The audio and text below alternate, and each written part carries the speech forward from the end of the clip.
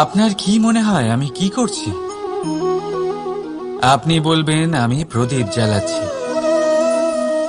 সঠিক। কিন্তু প্রশ্ন হচ্ছে যে আমি কি আপনাকে বলেছি যে একে প্রদীপ বলা হয়? না। এই প্রদীপ কি নিজেই নিজের পরিচয় আপনাকে দিয়েছে? না। তাহলে আপনি কি করে জানলেন যে একে প্রদীপ বলা হয়? উত্তর হচ্ছে প্রকাশ, যে স্বয়ং জ্বলে অন্ধকারের মধ্যে সংসারকে পথ দেখায়, সেটাই প্রদীপ। যা নিরাশার মাঝে আশার আলো প্রদর্শন করে, সেটাই প্রদীপ। অপর দিকে আছে সাপ, যাকে না দেখেও তার ফনার আওয়াজ শুনেই লোকে ভয় পেয়ে যায়। তার মানে ব্যক্তির পরিচয় তার কর্মের দ্বারা পাওয়া যায়। তাই আপনার এটা বলার প্রয়োজন নেই যে আপনার পরিচয় কি। এটা আপনার কর্মই নিশ্চিত করবে যে লোকে আপনাকে প্রদীপ ভেবে ভালোবাসবে নাকি সাপ ভেবে ভীত হয়ে থাকবে। রাধা রাধা। সময় কত বিচিত্র হয়। সময় আমাদের পক্ষে থাকলে আমরা নিজেদের রাজা মনে করে নিই, আর সেই সময় যদি বিপক্ষে চলে যায় তাহলে নিঃস্ব হতে সময় লাগে না। তাই মানুষের একটা অভ্যেস আছে,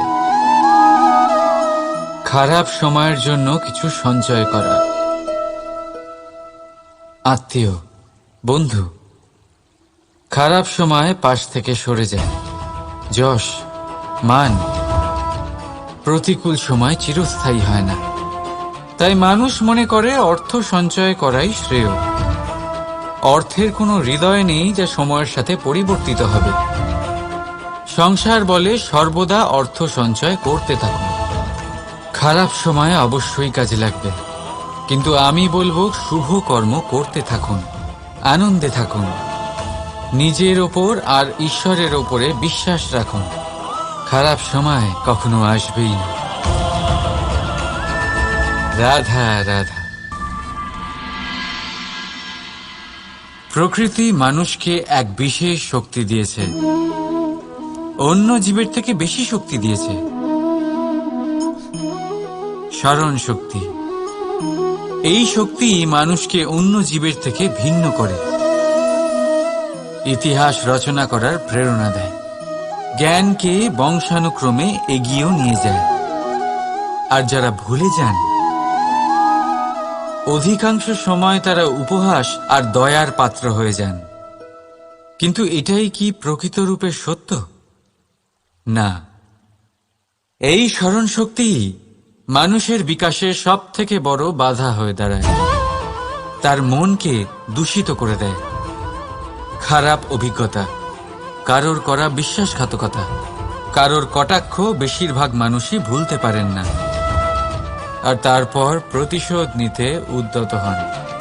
প্রথমে সময় নষ্ট করেন প্রতিশোধের প্রস্তুতিতে, আর তারপর সময় নষ্ট করেন প্রতিশোধ নেওয়ার সুযোগ খুঁজতে। যদি সন্তুষ্টি পেতে চান, যদি জীবনে আনন্দ পেতে চান, তাহলে স্মরণ শক্তির সদ্ব্যবহার করুন। নিজের স্মরণ শক্তিকে চালনা করুন শুধুমাত্র ভালো কথা আর ভালো স্মৃতির দিকে। জীবনে আনন্দ পাবেন। রাধা রাধা। মানুষ নিজের পরিবারের জন্য কত কিছুই না করে, দিন রাত পরিশ্রম করতে থাকে যাতে তার পরিবারের প্রয়োজন পূরণের জন্য অর্থ রোজগার করতে পারে। কিন্তু শুধু অর্থ রোজগার করাটাই কি যথেষ্ট? আপনি বলবেন হ্যাঁ, নিশ্চয়ই। অর্থ দিয়ে সব কিছু পাওয়া যায়, বিদ্যা পাওয়া যায়, বাড়ি পাওয়া যায়, ওষুধ পাওয়া যায়, আর কত কিছুই না পাওয়া যায়। এই সব একটা পর্যায় পর্যন্ত সঠিক, কিন্তু একটু মন দিয়ে ভেবে দেখুন, যখন কোনো শিশু অসুস্থ হয়ে পড়ে তখন সে ওই তিক্ত ওষুধ কেন খেয়ে নেয়? এই জন্য কারণ ওর পিতা সেই ওষুধ অর্থ দিয়ে কিনেছে? না, বরং এই জন্য কারণ তার পিতা যে তার সামনে দাঁড়িয়ে, তার ওপরে তার বিশ্বাস আছে। বিশ্বাস আছে যে উনি তার কিচ্ছু হতে দেবেন না। এই বিশ্বাস, এই সংস্কার, এই শিক্ষা কখনো অর্থ দিয়ে পাওয়া যায় না। এটা পাওয়া যায় সেই সময় থেকে যা মাতা পিতা তাদের সন্তানের সাথে কাটিয়েছেন। তাই জীবনে অর্থ অবশ্যই উপার্জন করুন, কিন্তু নিজের পরিবারকেও সময় দিন, আনন্দ পাবে। রাধা রাধা। বিরোধিতা এমন এক শব্দ যা শুনে আমরা সবাই ভয় পেতে থাকি।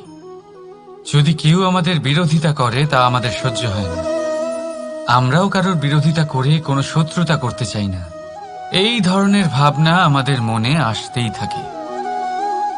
কিন্তু বিরোধিতা, এই শব্দ আপনার শান্তির জন্য, আপনার সুখের জন্য কতটা গুরুত্বপূর্ণ তা আপনারা জানেন না। তাই যদি কাল এসে কেউ আপনার বিরোধিতা করে, তখন সবার আগে নিজেকে যাচাই করুন। আপনি কি ভুল করেছেন?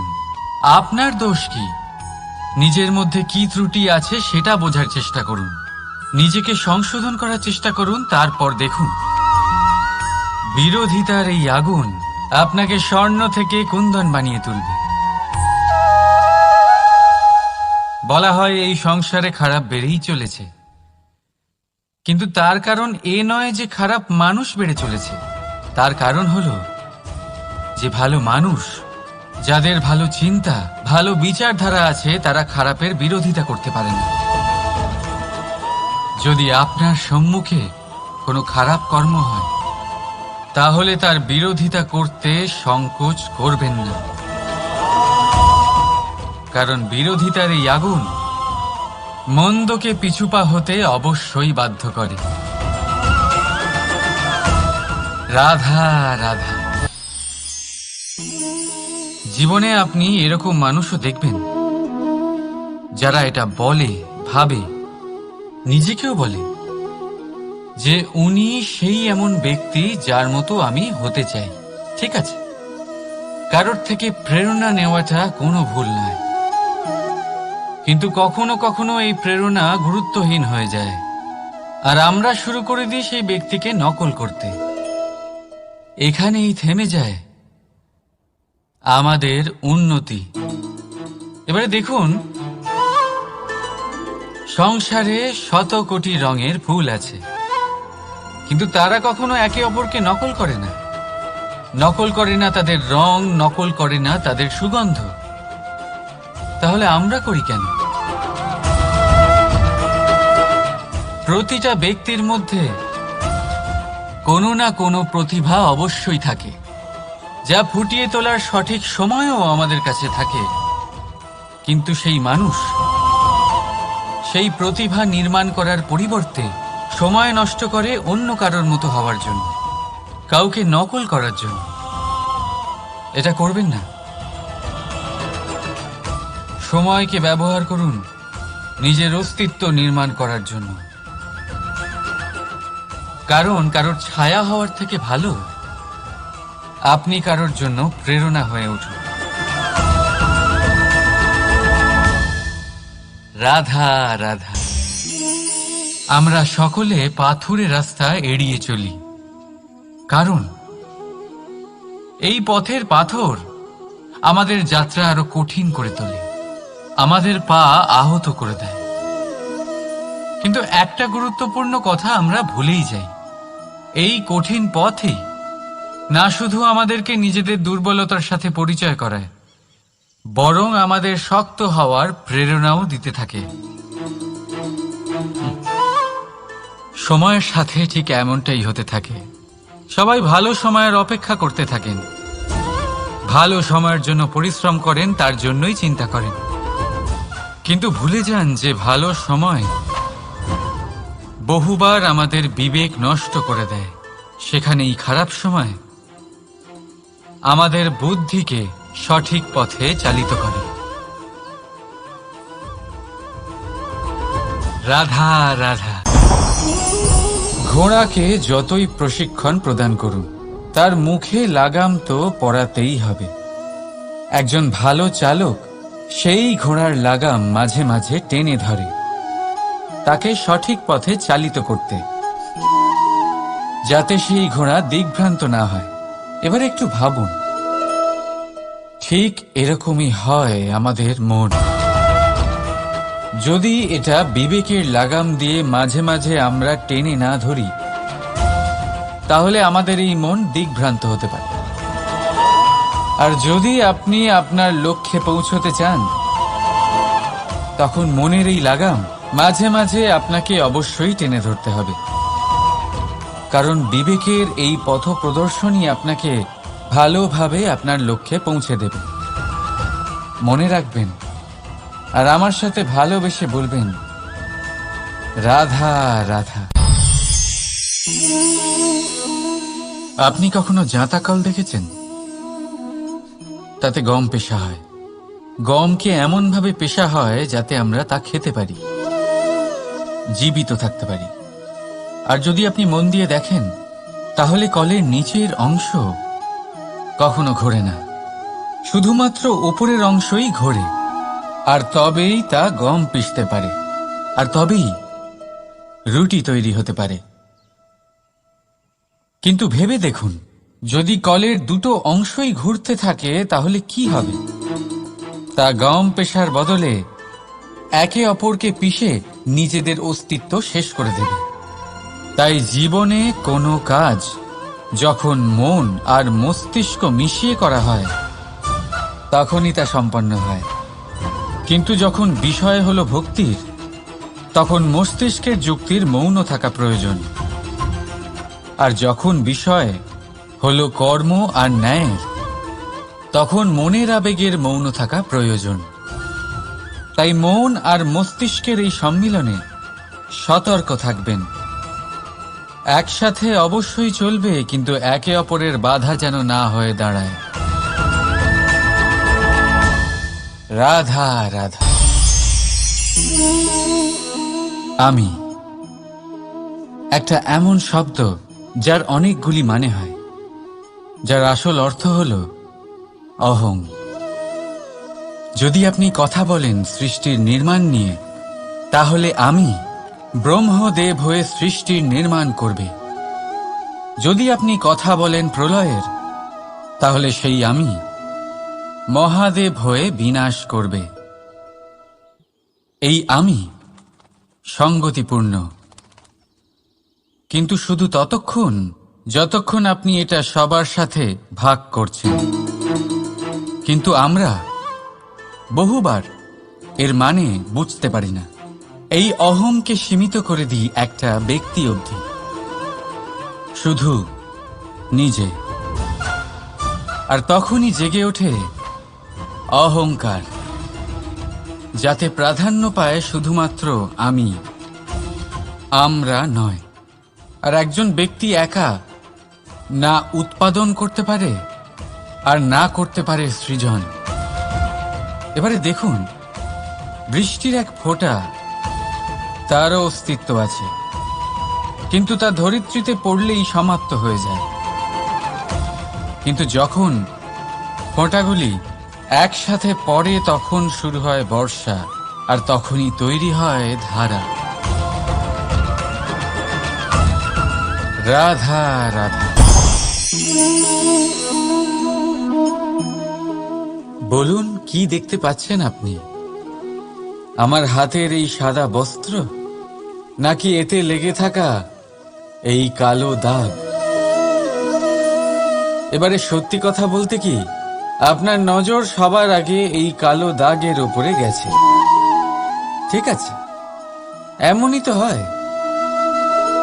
ভীষণ কম মানুষ থাকেন যারা ভাবেন কোনো ব্যক্তি ভীষণ পরিশ্রম করে এই বস্ত্র ধুয়েছেন, এটা শুকিয়েছেন। বেশিরভাগ মানুষের নজর যায় এই দাগের উপরে, ভাবেন যে এটা কি করে লাগলো। কিছুটা এরকমই হয় আমাদের ব্যক্তিত্বের সাথে। আমাদের শুভ কর্মের উপরে আমাদের একটা খারাপ কর্ম ভারী মনে হয়। এবারে ভাবুন, যদি আমি চন্দ্রের কথা বলি, তাহলে তার শীতল আলো দেখার পূর্বে তার কলঙ্ক লক্ষ্য করেন, সেই চাঁদে লেগে থাকা কালো দাগ দেখে নেন। সেই জন্যই বিশেষ করে যারা শুধুমাত্র শুভ চিন্তা করেন আর উপকারী কর্ম যারা করেন, তাদের আমি বলবো সাবধানে থাকবেন, কারণ আপনার একটা খারাপ কর্ম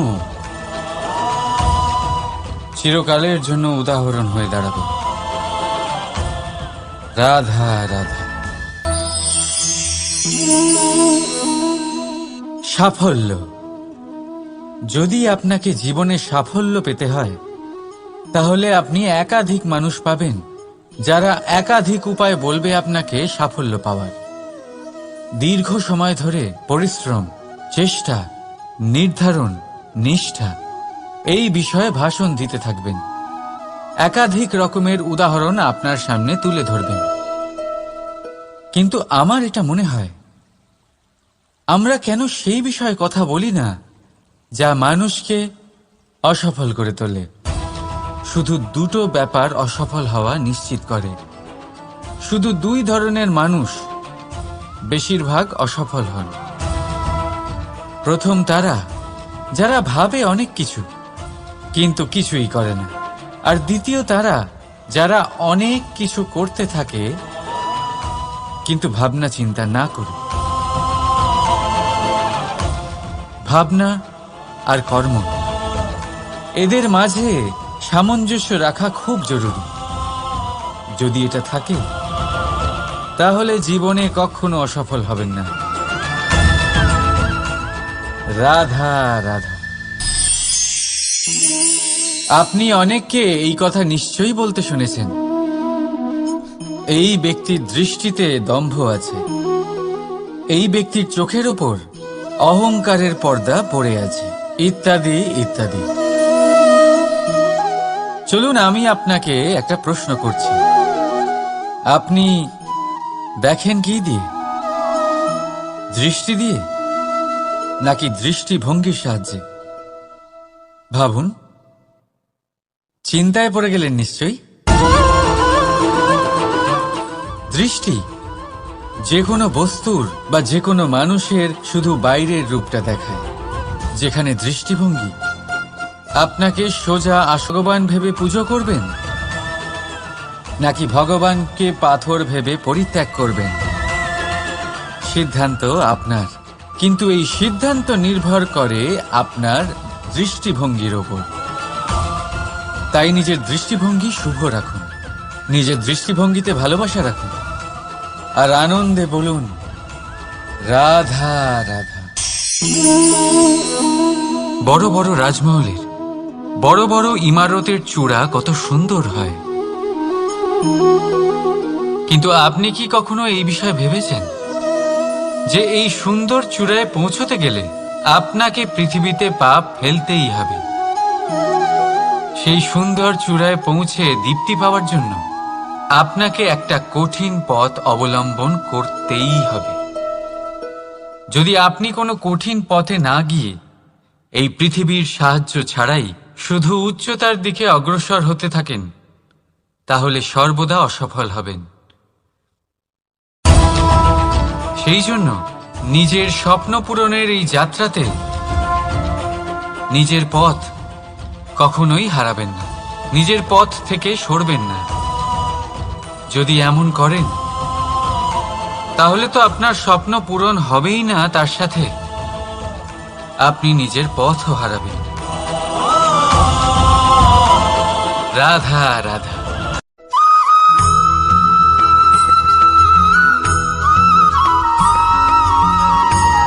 ছোট হোক বা বড়, রাজা হোক বা দরিদ্র, সমস্ত মানুষের মধ্যে একটা সামঞ্জস্য থাকে। সমস্ত মানুষের কাছে তার প্রশংসা অত্যন্ত গুরুত্বপূর্ণ। সে খুবই প্রসন্ন হয় যদি আপনি তার প্রশংসা করেন, কিন্তু আপনি যদি তাকে এটা বলেন যে এটা তোমার ভুল ছিল, তোমার কিছু খামতি ছিল, তখন সেটা সে মানতে রাজিই থাকে না। সব মানুষ এটা শুনতে পছন্দ করে যে সে যেটা করেছে সেটাই সর্বোত্তম। এবার আমি আপনাকে একটা কথা বলি, এ হলো নিন্দা, এ হলো প্রশংসা, আর এই হলো সত্য, যা সবার থেকে উচ্চস্থানীয়। সেই জন্য মানুষ আয়না দেখে।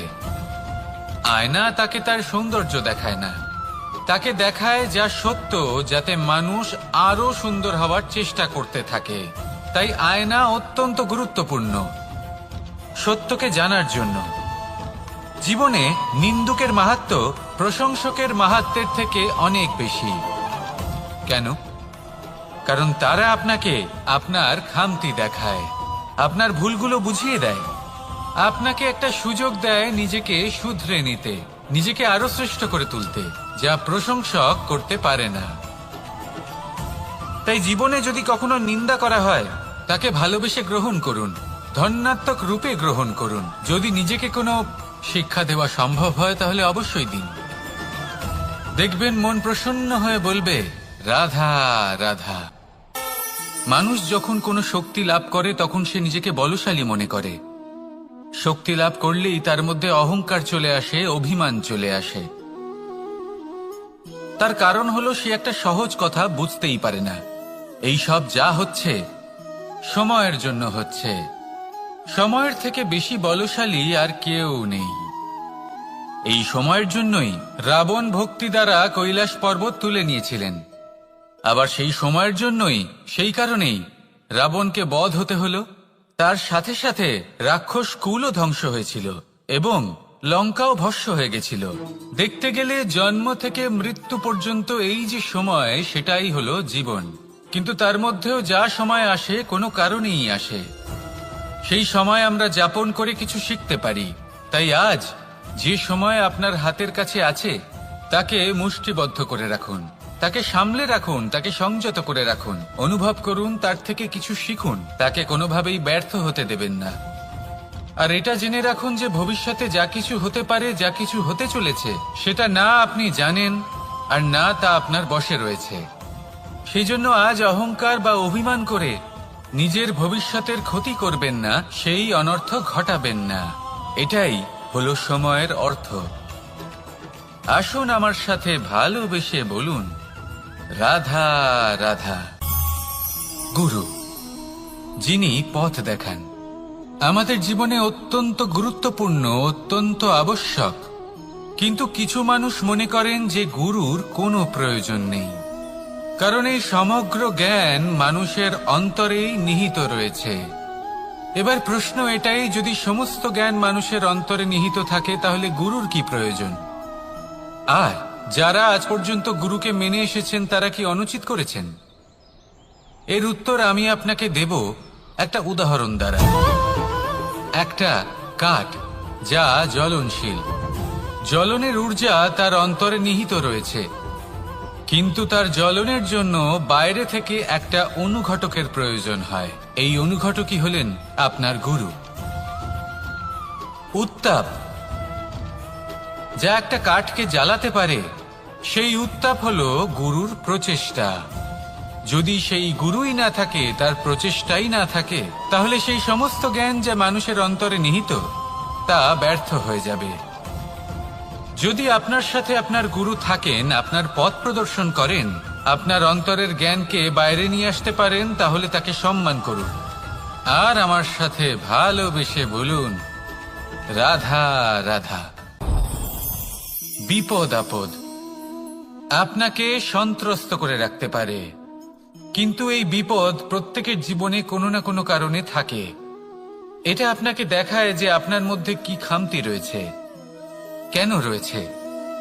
এই বিপদ হলো সেই মাধ্যম যার দ্বারা আপনি নিজের দুর্বলতাকে নিজের শক্তিতে পরিবর্তন করতে পারেন। একটা ফুলের দিকে তাকান। একটা ফুল, তার বুকে যখন একটা সূচ বিঁধে এপার ওপার হয়ে যায়, শুধু তখনই আমাদের প্রভুর জন্য ফুলের মালা তৈরি করা যায়।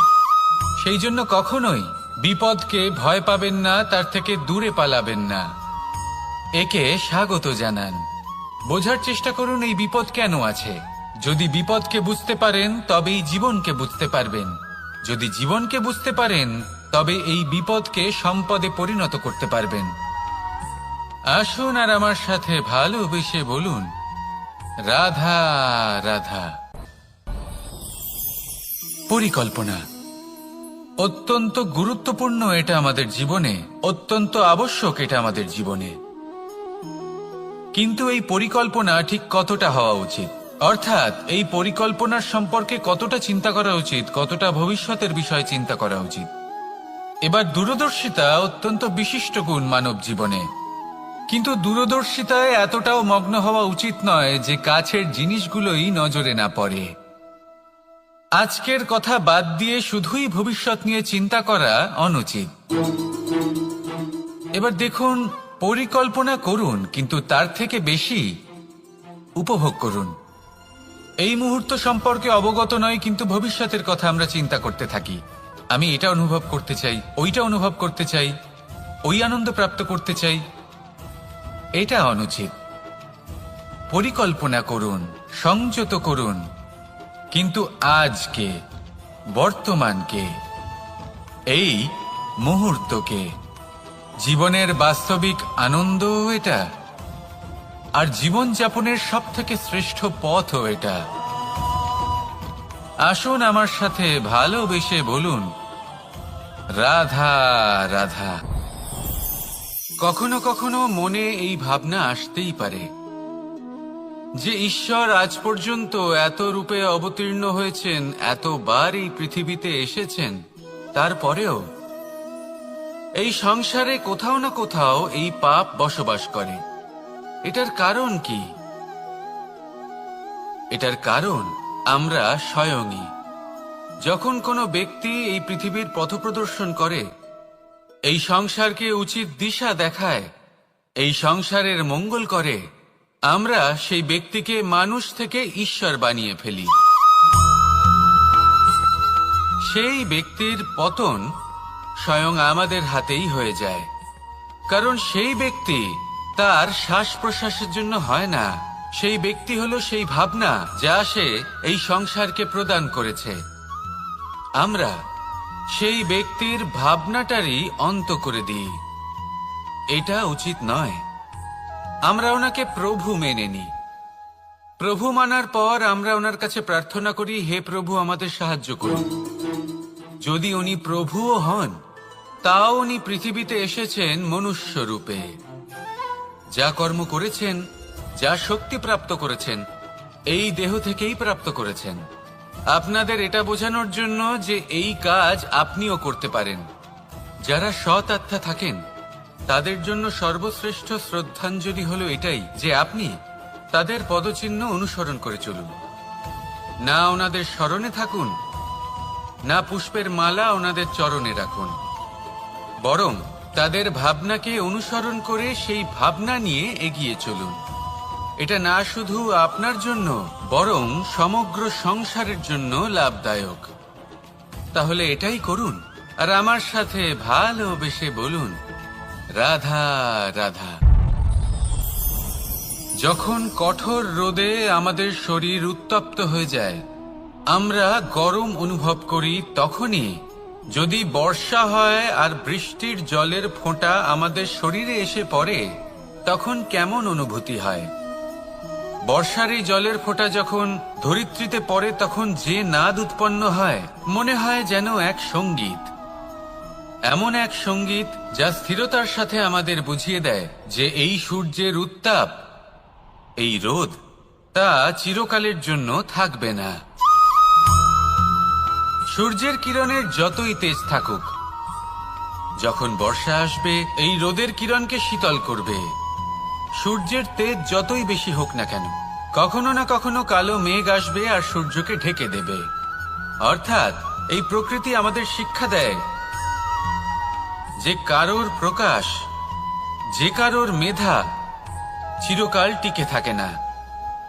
এবার যদি কথা বলি অন্ধকারের বিষয়ে, তবে রাত্রির কালো অন্ধকারকে একটা জোনাকির আলো পরাজিত করে।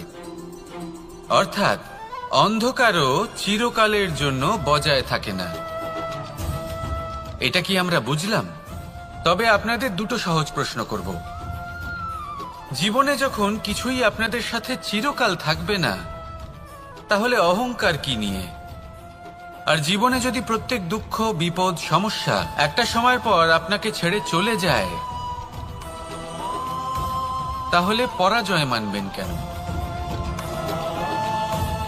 এই দুশ্চিন্তা ত্যাগ করুন, এই অহংকার ত্যাগ করুন, আসক্তি ত্যাগ করুন, আর আমার সাথে ভালোবেসে বলুন, রাধা রাধা। ভোজন। এই সংসারে যেই হোক না কেন, কোনো মানুষ হোক, কোনো প্রাণী হোক, কোনো কীট হোক বা কোনো বনস্পতি হোক, প্রত্যেকের জন্য ভোজন অতি আবশ্যক। কারণ ভোজন থেকেই শক্তি পাওয়া যায়, আর সেই শক্তি দিয়েই সংসারের, আমাদের জীবনের সমস্ত কার্য করা যায়। এবার এমন এক ধরনের শক্তি হয় যা শীতের ঋতুতে সূর্য থেকে আমরা পেয়ে থাকি, আর আরেক ধরনের উত্তাপ হয় যা দিয়ে ভোজন রান্না করা হয়, সুস্বাদু নানান ধরনের ভোজন। এবার অত্যন্ত গুরুত্বপূর্ণ হলো যে ব্যক্তি সেই ভোজন বানাচ্ছেন তার মানসিক পরিস্থিতি এবং সেই ব্যক্তি যিনি ভোজন গ্রহণ করছেন তার মানসিক অবস্থা। যখনই আপনি ভোজন বানাচ্ছেন তখন ভালোবাসার সাথে কাজটা করুন, ধন্যাত্মক ভাব নিয়ে, সৎ ভাবনার সাথে। কারণ আপনার এই মানসিক স্থিতি শক্তির আকারে সেই খাদ্যের সাথে মিলেমিশে যায়। আর যখনই আপনি ভোজন গ্রহণ করছেন তখন সদ্ভাবনার সাথে, প্রসন্নতার সাথে গ্রহণ করুন, ধন্যাত্মক ভাব নিয়ে। যদি আপনি প্রসন্নতার সাথে রান্না করেন, প্রসন্নতার সাথে খাদ্য গ্রহণ করেন, তাহলে আপনি প্রসন্নই থাকবেন, আর মন সুপ্রসন্ন হয়েই বলবে, রাধা রাধা। কখনো কোনো চাতক পাখিকে দেখেছেন? কথায় আছে যে বছরে মাত্র একবার সে তার তৃষ্ণা মিটিয়ে থাকে, আর তাও আকাশে ভেসে থাকা মেঘের দ্বারা ঘটানো বৃষ্টির জলের ফোঁটা থেকে। আর কোথাও থেকে সে তার তৃষ্ণা পূরণ করে না। সারা বছর সে নিদারুণ গরম সহ্য করে, তীব্র শীতও সহ্য করে, শুধু এই আশা নিয়ে যে বছরে একবার অন্তত সেই মেঘের ঘন ঘটা হবে, বৃষ্টি হবে, আর সে তার তৃষ্ণা নিবারণ করবে। এটা আসলে কি?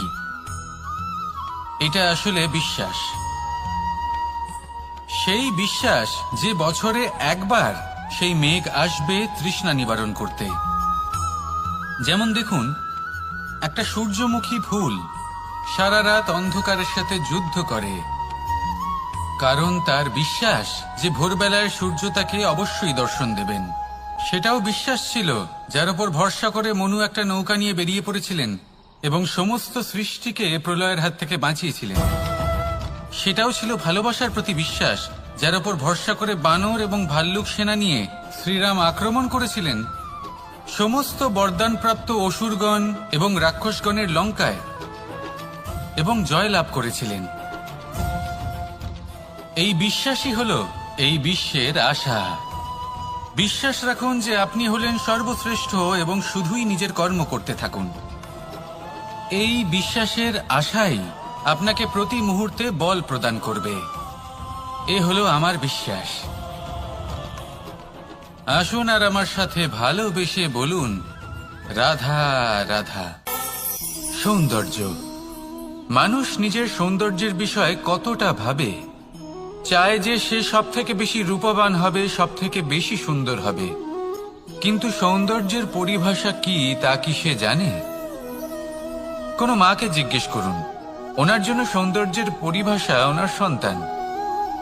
কোনো ভক্তকে জিজ্ঞেস করুন, ওনার জন্য সৌন্দর্যের পরিভাষা ওনার ভগবান। শ্রীরামকে জিজ্ঞেস করুন, ওনার জন্য সৌন্দর্যের পরিভাষা হলো হনুমান। ভাঙা হানু, ফুলে যাওয়া মুখ, দেখতে গেলে উনি বানর, লম্বা লেজ, এত নিরীহ যে ওনাকে অমূল্য মালা দিলে সেটা ছিঁড়ে তার ভেতরে শ্রীরামকে খুঁজছিলেন। কিন্তু ওনার ভাবনা কত সুন্দর। উনি এটা বিশ্বাস করেন যে সংসারের যতই মূল্যবান জিনিস দিয়ে এই মালা তৈরি করা হোক না কেন, যদি এর মধ্যে শ্রীরাম না থাকেন তাহলে এর মধ্যে কোনো অর্থ নেই। সৌন্দর্য রূপে নয়, ভাবনায় নিহিত থাকে। যদি আপনি সৌন্দর্য প্রাপ্ত করতে চান তাহলে তা কর্মে নিয়ে আসুন, ভাবনায় এবং বিচারে নিয়ে আসুন। এই সৌন্দর্য আপনার সাথেই থাকবে। যদি আপনি সৌন্দর্যকে রূপের মধ্যে খোঁজেন তাহলে কিছুক্ষণের জন্য পাবেন, সেই সৌন্দর্য সময়ের সাথে হারিয়ে যাবে। সৌন্দর্য যদি পেতে চান, খুঁজতেই চান, তাহলে হৃদয় খুঁজুন, কর্মে খুঁজুন। মন প্রসন্ন হয়ে বলবে রাধা রাধা। ব্যায়াম, এই শব্দ আমরা সকলে শুনেছি, আর এটা সারা জীবন আমাদের সাথেই থাকে কোনো না কোনো রূপে। যখন আমরা জন্মগ্রহণ করি, চলতে শিখি, প্রথমে আমরা হামাগুড়ি দিয়ে চলি, পরে চলতে চেষ্টা করি কিন্তু পড়ে যাই। তখন আমাদের বাড়ির গুরুজনেরা আমাদের আটকান না। ওনারা মনে করেন এইভাবেই আমাদের সন্তান চলতে শিখবে, এইভাবেই তার পা আরো মজবুত হবে, যা অত্যন্ত গুরুত্বপূর্ণ। এইবার জীবনকালে যতই আমরা এগোতে থাকি, এই ব্যায়াম বিভিন্ন রূপে আমাদের সাথেই থাকে। কিন্তু আপনি কি জানেন যে এই ব্যায়ামের তাৎপর্য আসলে কি? আপনি কি জানেন এই ব্যায়ামের মর্ম আসলে কি? যখনই আমরা এই ব্যায়াম করি, আমাদের শরীরের মাংসপেশি ক্ষয় হয়। প্রথমে তা ক্ষয় হয়, তারপর আবার তা নির্মিত হয়। আরো শ্রেষ্ঠ, আরো শক্তিশালী মাংসপেশি আমরা লাভ করি। অর্থাৎ এই ব্যায়াম হলো সৃজনের বিজ্ঞান। এই ব্যায়াম আমাদের জন্য অত্যন্ত আবশ্যক। সেই জন্য জীবনে যখনই কোনো কিছু নষ্ট হয়ে যায়, চলে যায়, তখন হতাশ হয়ে পড়বেন না, তাকে পুনর্নির্মাণ করার চেষ্টা করবেন। আর এই শিক্ষা আমরা লাভ করি পাখিদের থেকে। যখনই বর্ষা হয়, ঝড় আসে, যখন পাখির বাসা ভেঙে চুরমার হয়ে যায়, তারা হার মেনে নেয় না। সে আবার অল্প অল্প করে সব খুঁজে একত্রিত করে আবার নিজের বাসা বানিয়ে তোলে, পুনরায় এক জীবনকে জন্ম দেয়, এক নতুন পরিবারকে জন্ম দেয়। তাই মনে রাখবেন, জীবনে এইভাবেই যদি আপনি নির্মাণ করতে চান, সৃজন করতে চান, তাহলে সেই নির্মাণের জন্য ভাঙনের অভিজ্ঞতা থাকা অত্যন্ত আবশ্যক। ভগ্ন বস্তুকেও সম্মান করা অত্যন্ত আবশ্যক। এই আচরণ মনে নিয়ে আসুন, মন প্রসন্ন হয়ে বলবে রাধা রাধা। আমাদের এই জীবন, তাতে এই যে সময় চক্র, তা তিনটি ভাগে বিভক্ত। এক হলো অতীতকাল, ফেলে আসা অতীত, তারপরে আসে বর্তমান, এখনকার এই মুহূর্ত, আর তারপর আসে আগামীকাল অর্থাৎ ভবিষ্যৎ। এবার এখানে সবথেকে গুরুত্বপূর্ণ হলো অতীতকাল, ভবিষ্যৎকাল, ফেলে আসা অতীত এবং আগামী সময়। কেন? কারণ এই দুইয়ের উপর নির্ভর করছে যে আপনি বর্তমানে কি করতে চলেছেন। শুধু প্রয়োজন হলো সঠিক দৃষ্টিভঙ্গির। অতীতকালকে যদি আপনি একটি দৃষ্টিভঙ্গি থেকে দেখেন, তাহলে অতীতকালে আপনি দুঃখও দেখতে পাবেন, যন্ত্রণাও দেখতে পাবেন। অন্য কোনো দৃষ্টিভঙ্গি থেকে দেখলে আপনি অতীতকাল থেকে শিক্ষাও লাভ করবেন। এবার এই শিক্ষা অনুসারেই বর্তমানে কর্ম করা উচিত। এবং যদি ভবিষ্যতের কথা বলি, তাহলে বলবো ভবিষ্যতের কথা ভেবে আপনি আজ অবশ্যই চিন্তিত হতে পারেন। অন্য একটি দৃষ্টিভঙ্গি থেকে দেখলে এই ভবিষ্যতেই আপনি একটি লক্ষ্য, একটি উদ্দেশ্য দেখতে পাবেন, যে আপনি কি করতে চান, কি লাভ করতে চান। এবার সেই অনুসারে বর্তমানে কর্ম করা উচিত, ভবিষ্যৎ এবং অতীতকাল অনুসারে। এভাবেই যদি জীবনে কর্ম করতে থাকেন, আপনার এই বর্তমানের দিনগুলো আপনি একটু নতুনভাবে বাঁচতে পারবেন। এভাবেই যদি জীবনে এগোতে থাকেন, তাহলে আপনার জীবনে আনন্দের উদ্ভব হতে কেউ বাধা দিতে পারবে না। আসুন আমার সাথে ভালোবেসে বলুন রাধা রাধা। পরিকল্পনা অত্যন্ত গুরুত্বপূর্ণ, এটা আমাদের জীবনে অত্যন্ত আবশ্যক, এটা আমাদের জীবনে। কিন্তু এই পরিকল্পনা ঠিক কতটা হওয়া উচিত, অর্থাৎ এই পরিকল্পনার সম্পর্কে কতটা চিন্তা করা উচিত, কতটা ভবিষ্যতের বিষয় চিন্তা করা উচিত। এবার দূরদর্শিতা অত্যন্ত বিশিষ্ট গুণ মানব জীবনে, কিন্তু দূরদর্শিতায় এতটাও মগ্ন হওয়া উচিত নয় যে কাছের জিনিসগুলোই নজরে না পড়ে। আজকের কথা বাদ দিয়ে শুধুই ভবিষ্যৎ নিয়ে চিন্তা করা অনুচিত। এবার দেখুন, পরিকল্পনা করুন, কিন্তু তার থেকে বেশি উপভোগ করুন। এই মুহূর্ত সম্পর্কে অবগত নয়, কিন্তু ভবিষ্যতের কথা আমরা চিন্তা করতে থাকি। আমি এটা অনুভব করতে চাই, ওইটা অনুভব করতে চাই, ওই আনন্দ প্রাপ্ত করতে চাই। এটা অনুচিত। পরিকল্পনা করুন, সংযত করুন, কিন্তু আজকে, বর্তমানকে, এই মুহূর্তকে, জীবনের বাস্তবিক আনন্দ এটা। আর জীবনযাপনের সবথেকে শ্রেষ্ঠ পথও এটা। আসুন আমার সাথে ভালোবেসে বলুন, রাধা রাধা। মানুষ কখনো কখনো সময়কে নিয়ন্ত্রণ করতে চেষ্টা করে, কখনো কখনো সময়ের গুরুত্ব বুঝতে পারে না। এটা ভাবে যে এই কিছু মুহূর্ত কেটে যাক, একে অতিবাহিত করি, তাহলে কি বা হবে, কয়েকটা মুহূর্ত মাত্র। কিন্তু তা নয়। আজকের একটা মুহূর্ত ভবিষ্যতের অনেক বড় পরিবর্তনের ভিত হতে পারে। আজকের একটা মুহূর্ত আপনার ভবিষ্যৎকে উজ্জ্বল করে তুলতে পারে। সেই জন্য ছোট ছোট মুহূর্তগুলিকে অদেখা করবেন না। সময়কে কাজে লাগান, পূর্ণরূপে কাজে লাগান। এবার যদি আপনি কাউকে সাহায্য করতে চান আর সেই কারণেই যদি থেমে থাকেন, তাহলে ঠিক আছে, কারণ আপনি কাউকে সাহায্য করে তার জীবনকে আরো ভালো করে তুলতে চাইছেন, আরো শ্রেষ্ঠ করতে চাইছেন। এই পুণ্য, এই কর্ম ফিরে আপনার কাছেই আসবে আর আপনার জীবনকে শুভ করে তুলবে। কিন্তু যদি আপনি আলস্যের কারণে থেমে থাকেন এবং কিছুই না করেন, সময় নষ্ট করেন, তাহলে কিন্তু একটাই ঘটনা ঘটবে, আপনার ভবিষ্যৎ বিপদগ্রস্ত হয়ে পড়বে, আর কিছুই নয়। সেই জন্য এটা বোঝা প্রয়োজন যে কখন থামতে হবে এবং কেন থামতে হবে। যদি আপনার থামার কারণ এবং সময় অনুচিত হয়ে থাকে, তাহলে আপনার ভবিষ্যৎ কখনোই উচিত হতে পারে না। সেই জন্য সময়কে সম্মান করুন আর পূর্ণ ব্যবহার করতে শিখুন। আর আমার সাথে ভালোবেসে বলুন, রাধা রাধা। বিপদ আপদ আপনাকে সন্ত্রস্ত করে রাখতে পারে, কিন্তু এই বিপদ প্রত্যেকের জীবনে কোনো না কোনো কারণে থাকে। এটা আপনাকে দেখায় যে আপনার মধ্যে কি খামতি রয়েছে, কেন রয়েছে। এই বিপদ হলো সেই মাধ্যম যার দ্বারা আপনি নিজের দুর্বলতাকে নিজের শক্তিতে পরিবর্তন করতে পারেন। একটা ফুলের দিকে তাকান। একটা ফুল, তার বুকে যখন একটা সূচ বিঁধে এপার ওপার হয়ে যায়, শুধু তখনই আমাদের প্রভুর জন্য ফুলের মালা তৈরি করা যায়। সেই জন্য কখনোই বিপদকে ভয় পাবেন না, তার থেকে দূরে পালাবেন না, একে স্বাগত জানান। বোঝার চেষ্টা করুন এই বিপদ কেন আছে। যদি বিপদকে বুঝতে পারেন তবেই জীবনকে বুঝতে পারবেন। যদি জীবনকে বুঝতে পারেন তবেই এই বিপদকে সম্পদে পরিণত করতে পারবেন।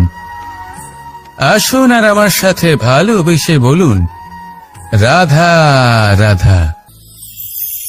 জীবনে সবথেকে বেশি গুরুত্বপূর্ণ বস্তু কি? বাড়ি, বাহন, সোনা, ধন।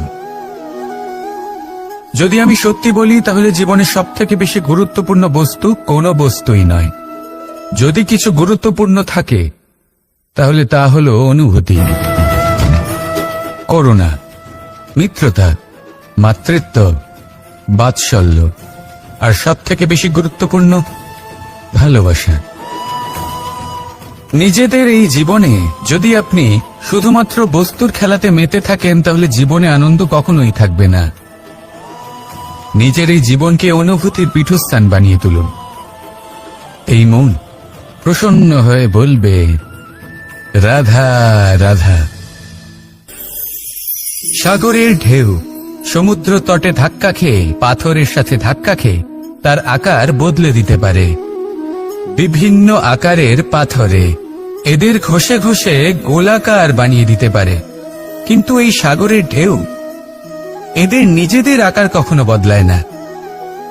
কিন্তু এমন কেন? কারণ এরা বিচ্ছিন্ন হয়েও আবার একত্রিত হতে জানে। অর্থাৎ যখন এরা বিচ্ছিন্ন হয় তখন মতভেদ অবশ্যই, কিন্তু আবার একত্রিত হওয়া হলো এদের একতার প্রতীক। দেখুন, ঝগড়াঝাঁটি, তর্ক বিতর্ক, মতভেদ এগুলো জীবনের অভিন্ন অঙ্গ, কিন্তু এদের কখনো মনে প্রবেশ করতে দেবেন না। যদি মনে প্রবেশ করেও ফেলে, তাদের মনে ঘর করতে দেবেন না, এদের বের করে ফেলুন। এই ঝগড়াঝাঁটি, তর্ক বিতর্ক, মতভেদ এদের সারা জীবন সাথে নিয়ে চলবেন না। যদি একসাথে নিয়ে চলতে চান, তাহলে সকলকে একসাথে নিয়ে চলুন, ঢেউয়ের মতো। একতায় বিশ্বাস রাখুন। একসাথে মিলে যদি এগোতে থাকেন, তাহলে অনেক দূর পৌঁছবেন। নয়তো শুধু দূরের কথা ভেবেই যাবেন। কি চান সেই সিদ্ধান্ত আপনারই। আসুন আর আমার সাথে ভালোবেসে বলুন, রাধা রাধা। এই সাগর হলো বিশাল। কথায় আছে যে জীবনের উৎপত্তি সাগর থেকেই হয়েছে। কথাটা ঠিকও। এই সাগরই আমাদের ভিন্ন ভিন্ন ধরনের বনস্পতি প্রদান করেন, মণি এবং মুক্ত প্রদান করেন। আমরা কতটা তুচ্ছ সেই বিষয়ে আমাদের উপলব্ধি ঘটান, আমাদের প্রেরণা প্রদান করেন, যাতে আমরাও সাগরের মতো বিশাল হয়ে উঠতে পারি। এই সাগরের অনেকগুলো গুণ আছে যা আমরা শিখতে পারি। আজ আমি কথা বলবো একটা বিশেষ গুণের বিষয়। বেশিরভাগ মানুষ মালিন্য, নোংরা পদার্থ, নোংরা বস্তু, অপদ্রব্য এই সাগরে ভাসিয়ে দেন। কিন্তু সাগর এই পদার্থ নিজের মধ্যে একত্রিত করে রাখেন না, এই সব নিজের ভেতর থেকে বাইরে বের করে দেন। এ হলো অত্যন্ত শ্রেষ্ঠ একটা গুণ। কিন্তু এই কাজকেও সার্থক করার জন্য সাগরেরও একটা তটের প্রয়োজন পড়ে, যেখানে সাগর এই সব বস্তু বাইরে বের করে ফেলতে পারে।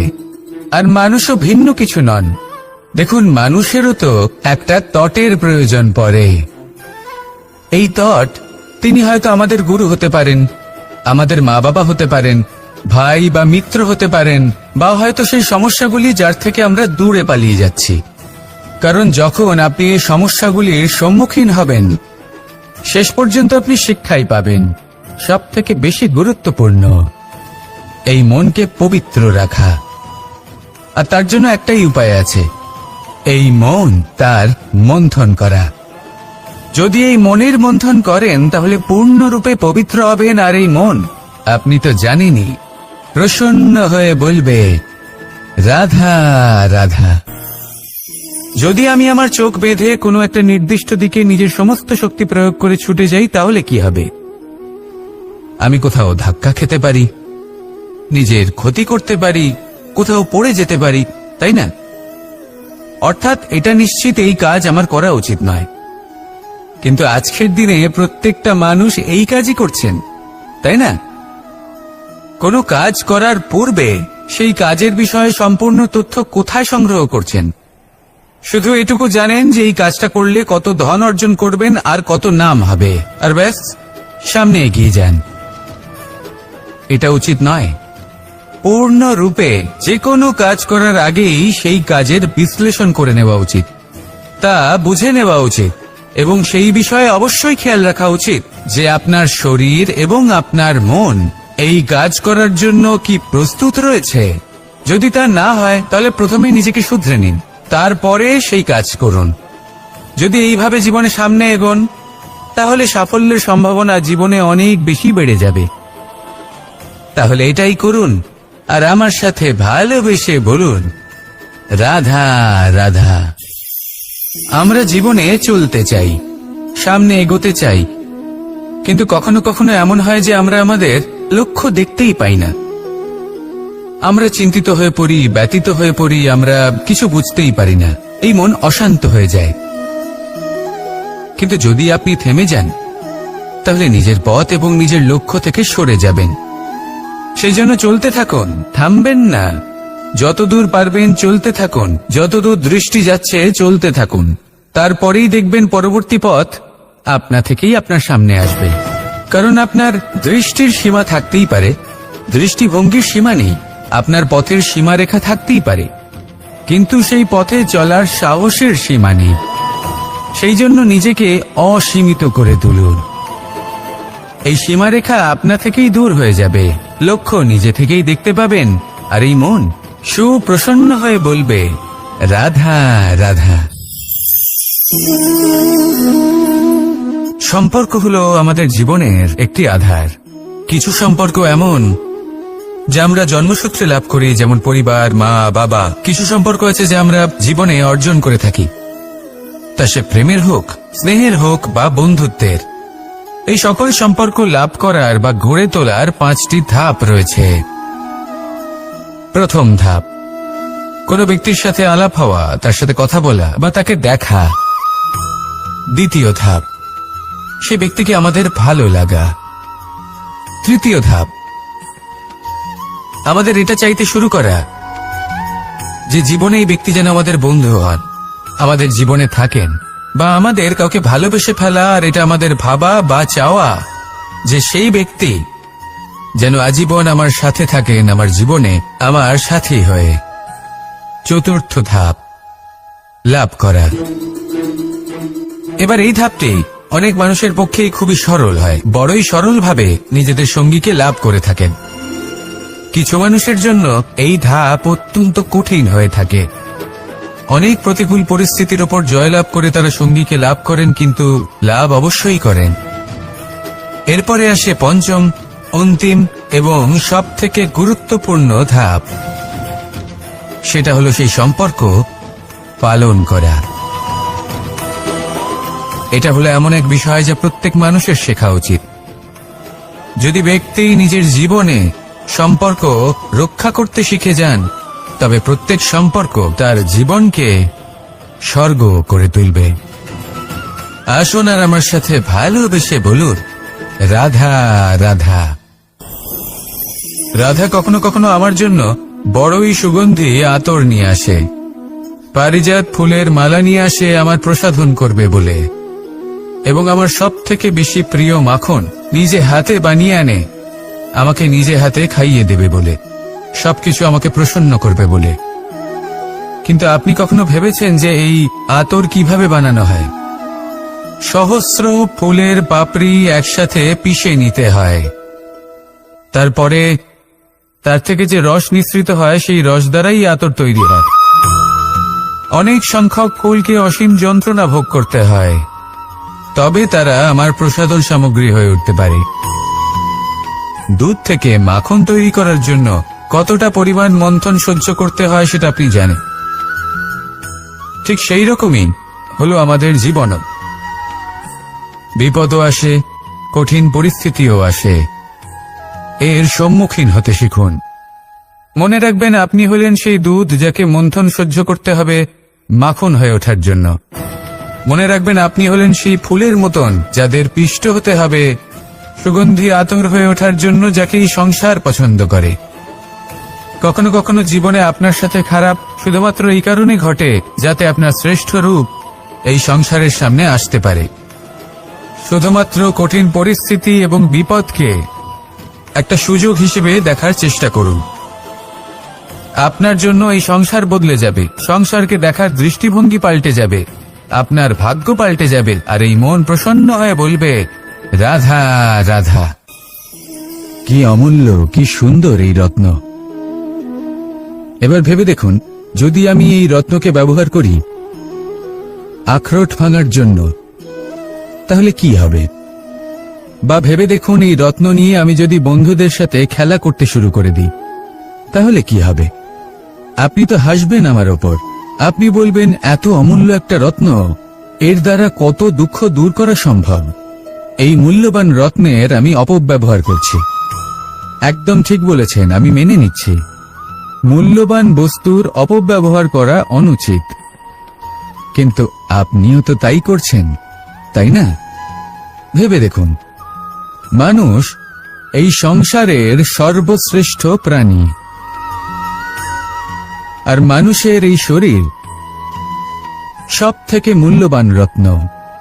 এবার এর সাথে আপনি কি করছেন?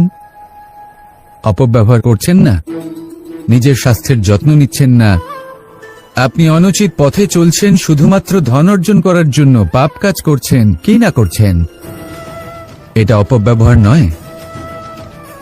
ভেবে দেখুন, আমরা এই মানব শরীরের সাথে কি করতে পারি। যদি এর আমরা সদ্ব্যবহার করি, তাহলে অনন্ত পুণ্য অর্জন করতে পারি, যার দ্বারা শুধুই নিজেকে নয়, বরং আমাদের আশেপাশের সকলকে সন্তোষ প্রদান করতে পারি। তাই সংকল্প নিন, এটাই যে মানব শরীরের আমি সদ্ব্যবহার করব, পুণ্যের পথে চলব, সকলের মঙ্গলের জন্য, সকলের প্রসন্নতার জন্য। এই কর্ম করুন, এই পথে চলতে থাকুন। এই মন সন্তোষ বোধের সাথে বলবে, রাধা রাধা। এই সংসারের সব থেকে বড় শক্তি আসলে কি? দৈহিক শক্তি, ভৌতিক শক্তি, রাজনৈতিক শক্তি, স্বর্ণের শক্তি, বিদ্যার শক্তি নাকি মায়ার শক্তি, ভক্তির শক্তি নাকি নিরাশক্তির শক্তি? এই সংসারের সব থেকে বড় শক্তি হল হাসি মুখের। যদি আপনি এবং আমি এমন কোন সময় হাসতে পারি যেখানে মুখে হাসি আসা প্রায় অসম্ভব, তাহলে বিশ্বাস করুন এই সংসারে কেউ আপনাকে ভাঙতে পারবে না। এটা কিছুটা সেই রেশমের কীটের মতো, যে চারিদিক থেকে নিজেকে ঢেকে রাখে একটা খোলসের মধ্যে থাকে, কিন্তু জীবিত থাকে।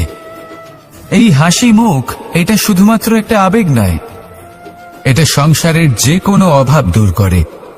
অভাব আশার, অভাব বিশ্বাসের। এই হাসি আপনার অন্তরে আশার আলো জাগ্রত করে আর এই সংসারের হতাশা দূর করে দেয়। তাই কঠিন থেকে কঠিনতর পরিস্থিতিতেও মুখে হাসি বজায় রাখুন। এই শক্তি আপনার থেকে কেউ কাটতে পারবে না। আর যদি আপনার কাছে এই শক্তি থাকে, তাহলে অন্য কোনো শক্তি আপনাকে বাধা দিতে পারবে না। তাহলে হাসুন আর আমার সাথে ভালোবেসে বলুন, রাধা রাধা। ভীষ্ম একটা মহান নাম, দেবী গঙ্গার সুপুত্র।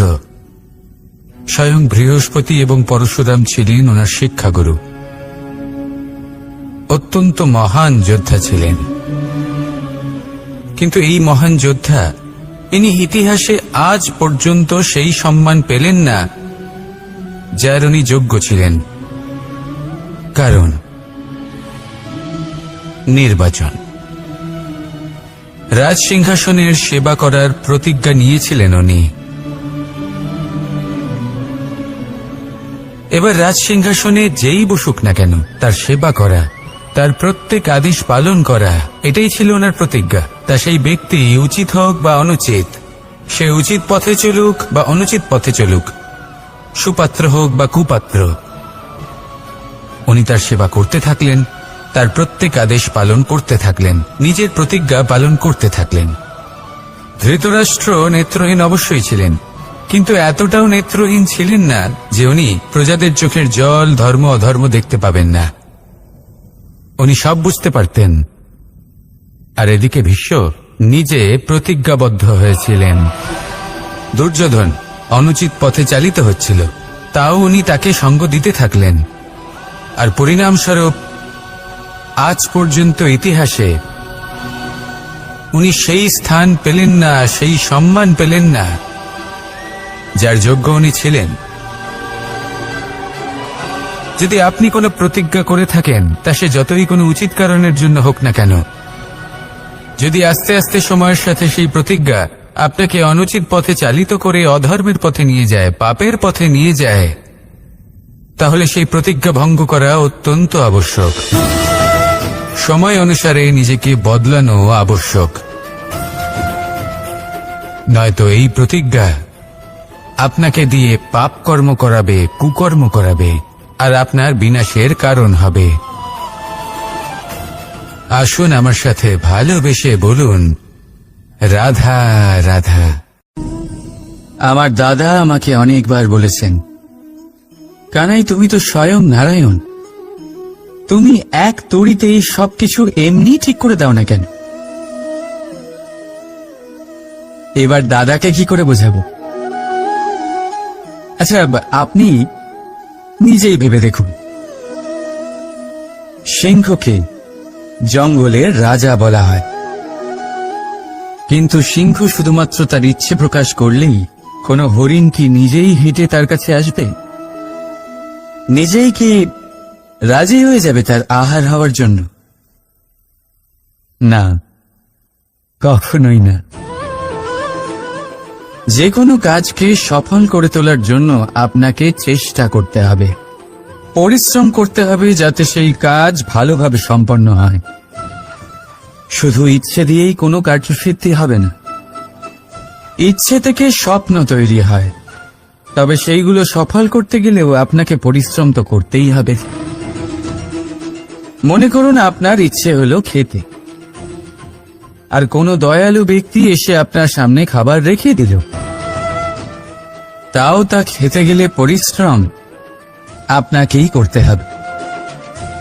যদি ভালোবাসার ইচ্ছে থাকে তাহলেও নিঃস্বার্থ নিষ্পাপ মনে ভালোবাসবেন। দেখুন, আপনি স্বপ্নে অবশ্যই উঠতে পারেন, কিন্তু এই পৃথিবীতেই আপনাকে বেঁচে থাকতে হবে। আর যদি এই ধরিত্রীতে আপনি এগিয়ে যেতে চান, তাহলে এই ভূমিকে পা দিয়ে আপনাকে পিছনে ঠেলতেই হবে। রাধা রাধা। কিছু শেখা অত্যন্ত গুরুত্বপূর্ণ।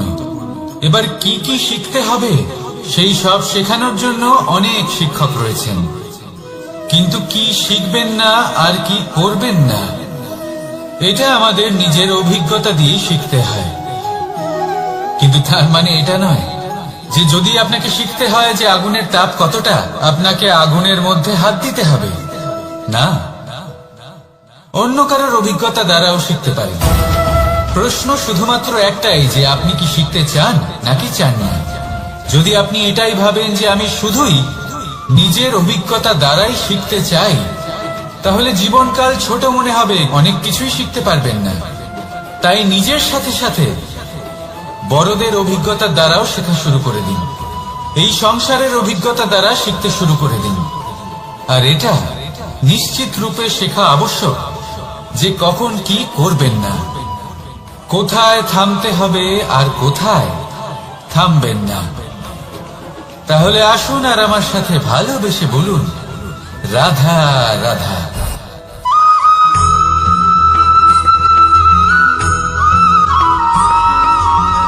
এই সংসারে সব থেকে বেশি কোমল বস্তু হলো রেশম। এই রেশম এতটাই কোমল হয় যে এর পুরো একটা থান শুধুমাত্র একটা হাতে ধরা সম্ভব। কখনো ভেবে দেখেছেন এই রেশম কিভাবে হয়?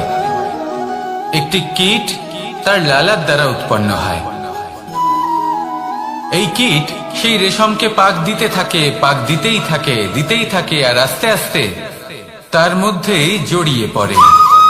শেষে ওর এই সুন্দর অমূল্য সৃষ্টি রেশমের এই সুতো তার নির্মাণ কার্য পূর্ণ হয়, কিন্তু তাতেই ও নিজে বন্দী হয়ে যায়। নিজেরই মায়াজালের এই বন্দী গৃহে নিজেই ফেঁসে যায়। এবার এই সুতোকে ব্যবহারযোগ্য করে তোলার জন্য এই কীটগুলিকে এই কবচের সাথেই ফুটন্ত জলে ফেলে দেওয়া হয়। এই সংসারে যদি আমাদের স্বপ্ন এই সংসারের দুঃখ হরণ করার জন্য, এই সংসারে সুখ বিতরণ করার জন্য হয়, তবেই আমাদের প্রগতি সম্ভব। যদি আমাদের এই স্বপ্ন শুধুই আমাদের এবং আমাদের স্বার্থ সিদ্ধির জন্য হয়, তাহলে এই স্বপ্ন আমাদের অন্ধ করে দেবে, আমাদের অন্ধকারের পথে নিয়ে যাবে, আর আমরাও সেই কীটের মতো হয়ে যাব। নিজেদেরই মায়াজালে আমরা নিজেই ফেঁসে যাব, আর শেষে আমরা যদি কিছু লাভ করি তা হবে একাকিত্ব, অন্ধকারময় মৃত্যু। তাই স্বপ্ন অবশ্যই দেখুন, কিন্তু এমন ভাবে স্বপ্ন দেখবেন না যে তার এই বন্দিগৃহে আপনি নিজেই ফেঁসে গেলেন। স্বপ্ন দেখুন পরোপকার।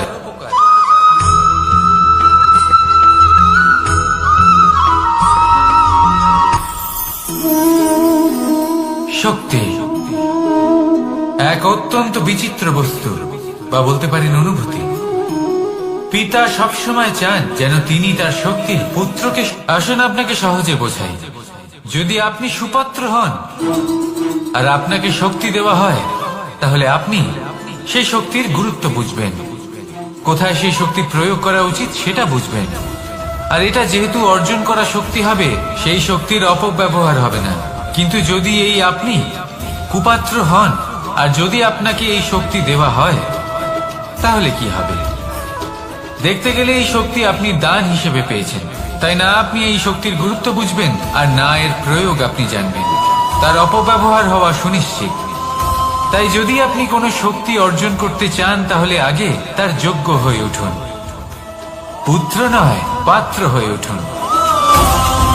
আর আমার সাথে ভালোবেসে বলুন, রাধা রাধা।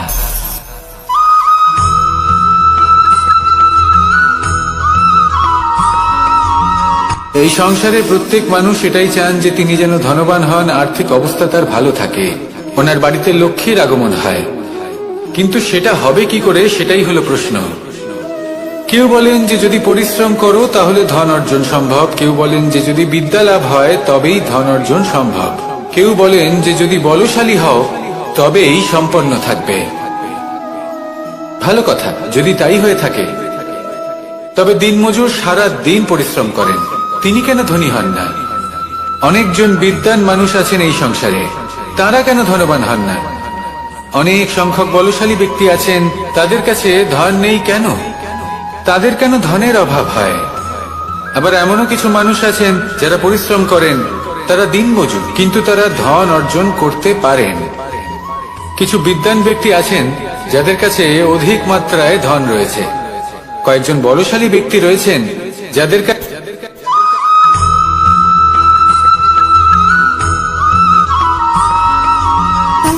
সুখ, দুঃখ এবং শক্তি, এই তিন হলো এই সংসারের ত্রিদেবের মতো। আমাদের জীবনে যা কিছু ঘটছে এই তিনটির ভিত্তির উপরেই হচ্ছে। আসলে এই সংসারের একটা নিয়ম আছে, যখনই আপনি কিছু লাভ করেন এই সংসার আপনার পরীক্ষা নেয়।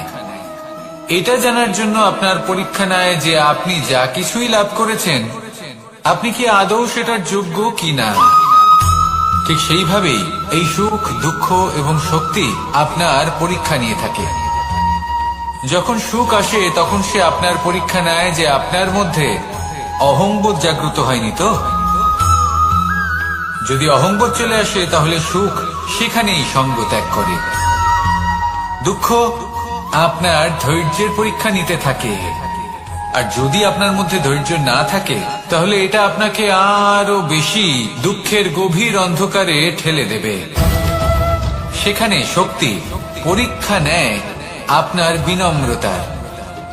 যদি আপনি বিনম্র না হন তাহলে হয় এই শক্তি আপনার সঙ্গ ত্যাগ করবে, নয় এই শক্তি বিনম্রতার অভাবে আপনার পতনের কারণ হতে পারে। এই সংসারে যে কোনো ব্যক্তি যিনি এই পরীক্ষায় উত্তীর্ণ হয়ে থাকেন এই জীবনে তিনি সাফল্য লাভ করেন। আসুন আমার সাথে ভালোবেসে বলুন, রাধা রাধা।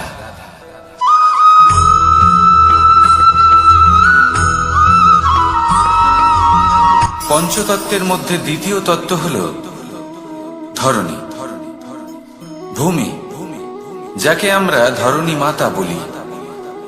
এই ধরণী ধৈর্য ধারণ করে, আর এর উপরেই আমাদের সমগ্র সংসার নির্ভরশীল। কারণ এই ভূমি সহ্য ক্ষমতা রাখে, এর সহ্য ক্ষমতা হলো অপরিসীম। সন্তান যতই আঘাত প্রদান করুক না কেন প্রেম পূর্বক সহ্য করে, আর তার বদলে অমূল্য রত্ন প্রদান করে। সন্তান যদি হাল চালায় তাহলে তার বদলে তাকে অন্ন প্রদান করে। এটাই হলো ধরণী। এবার এর থেকে আমরা কি শিক্ষা পেতে পারি? এটাই যে কারোর জন্য কিছু করা বা কাউকে কিছু দেওয়া মনে কোনো কামনা ছাড়াই। আর এই কথাটা বুঝে যান, যদি কারোর জন্য কামনা না রেখে বা কোনো পাওয়ার আশা না রেখে কারোর জন্য কিছু করেন বা কারোকে কিছু দেন, যদি এটা আপনি শিখতে পারেন তবে আপনি ভালোবাসতে শিখে গেছেন। আর সেই জন্যই এই ধরিত্রীকে মাতা বলা হয়। কারণ মাতা শুধু উনি নন যিনি গর্ভে সন্তানকে ধারণ করেন, মাতা তো উনিও যিনি জীবন বাঁচতে শেখান, যিনি জীবন বাঁচার উদাহরণ প্রদান করেন। তাহলে ধরণীর থেকে এই নিঃস্বার্থ ভাব শিখুন, নিঃস্বার্থ ভালোবাসা শিখুন, আর এই ভালোবাসার সাথেই বলুন, রাধা রাধা।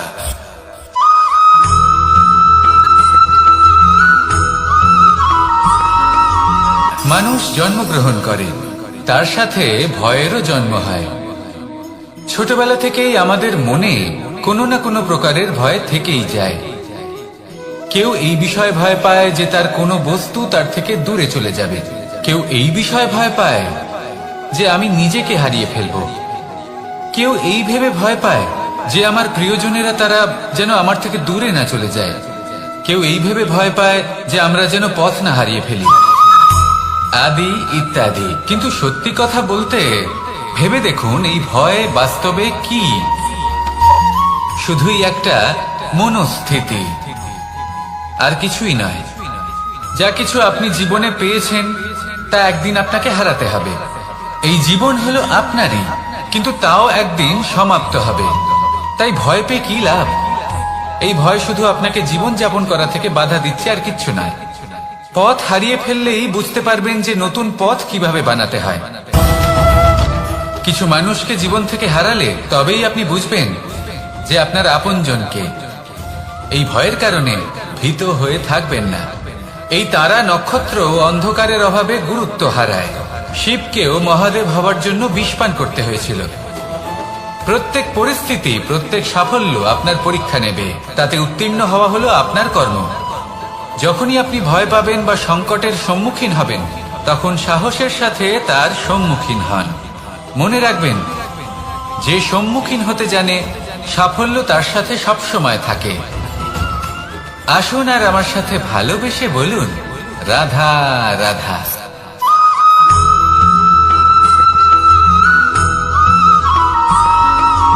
জীবনে অগ্রসর হওয়ার জন্য আমাদের কাকে প্রয়োজন হয়? মাতা পিতা, বন্ধু, প্রেম, সাহায্য, অর্থ, পরিশ্রম, আশা। ভিন্ন ভিন্ন মানুষ ভিন্ন ভিন্ন বিকল্প চয়ন করে। যদি আমি আপনাকে বলি, তাহলে জয় আর পরাজয়ের মন্ত্র দুটো শব্দের উপর নির্ভর করে, মেনে নেওয়া আর দৃঢ় হওয়া। যদি মেনে নেন তাহলে হেরে যাবেন, যদি দৃঢ় হন তাহলে নিশ্চিত রূপে জয়ী হবেন। যদি কখনো আপনি ক্লান্ত হয়ে ওঠেন, আপনি দুঃখী হন, পুরোপুরি ভেঙে পড়েছেন, তখন মেনে নেবেন না যে আপনি ভেঙে পড়েছেন, নয়তো হেরে যাবেন। তখন উল্টে স্থির করবেন যে যাই হয়ে যাক না কেন, আমি জয়ী হবই। আর আপনি দেখবেন যে জয় নিশ্চিত রূপে আপনার কাছেই আসবে। তাহলে এই কথা মনে রাখবেন আর আমার সাথে ভালোবেসে বলবেন, রাধা রাধা।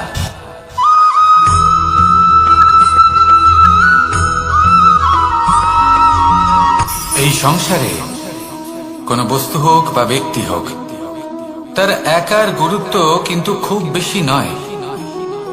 একটা উদাহরণ হিসেবে বৃষ্টির ফোঁটাকে ভেবে দেখুন। যদি একটি বৃষ্টির ফোঁটা হয় তাহলে তার খুব বেশি গুরুত্ব থাকে না, কিন্তু যখন সহস্র বৃষ্টির ফোঁটা মেঘের মধ্যে দিয়ে ঝরে পড়ে, তখন সেটা বর্ষার রূপ ধারণ করে। সেই বর্ষা যা এই প্রকৃতিকে শান্ত করে। সেইভাবেই পাথরের ছোট টুকরো, তার খুব বেশি গুরুত্ব থাকে না, কিন্তু যখন অসংখ্য পাথরের টুকরো একত্রিত হয় তখন তা পর্বতের আকার ধারণ করে। সেইভাবেই কিছু মানুষ যখন একত্রিত হন তখন তৈরি হয় পরিবার, কিছু পরিবার যখন একত্রিত হয় তখন তৈরি হয় সমাজ, যখন অনেক সংখ্যক সমাজ একত্রিত হয় তখন তৈরি হয় রাজ্য। এবার এই রাজ্যের সব থেকে গুরুত্বপূর্ণ ব্যক্তি হতে পারেন রাজা, কিন্তু তাও সেই রাজা একা কিছু করতে পারেন না। যুদ্ধ লড়ার সময় তারও নিজের সৈন্যদলকে প্রয়োজন পড়ে। কিন্তু এই সংসারে এমন একজন ব্যক্তি আছেন যিনি একাই সব কাজ করতে থাকেন, এবং সেই ব্যক্তি হলেন মা। আমাদের জীবনে একজন পিতার ভূমিকা কিন্তু নিঃসন্দেহে অমূল্য, কিন্তু আমাদের সকলের জীবনে যে ভূমিকা একজন মায়ের তা অন্য কারোর থাকে না। একজন মা একাই সন্তানকে বড় করতে পারেন, সংস্কারী করে তুলতে পারেন, তার জন্য পরিশ্রম করেন। আর এত কিছু কাজ করার পরেও তার কাজের জন্য তিনি প্রশংসা অবশ্য পান না। উল্টে যদি সেই সন্তান অনুচিত পথে চালিত হয়, অনুচিত কর্ম করে, তখন সেই মাকেই অপবাদের পাত্র হয়ে উঠতে হয়। আমাদের জীবনে মায়ের যোগদান কতটা সেটা বুঝুন। আপনাকে বড় করে তোলার জন্য উনি কতটা পরিশ্রম করেছেন সেটা বুঝুন। আজ থেকে, এখন থেকে, এই মুহূর্ত থেকে মাকে সম্মান করতে শিখুন। যখন সময় পাবেন, যখন সুযোগ হবে, তখন তার প্রশংসা করুন, ওনারও ভালো লাগবে। আর মায়ের এই মমতার জন্য, তার এই ভূমিকার জন্য আসুন সবাই মিলে আমরা তাকে প্রণাম করি আর সকলে মিলে ভালোবেসে বলি, রাধা রাধা।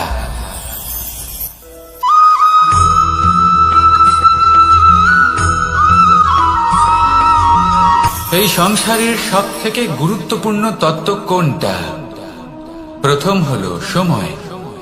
জন্ম থেকে মৃত্যু পর্যন্ত এই যে সময়, এটাই তো হলো জীবন।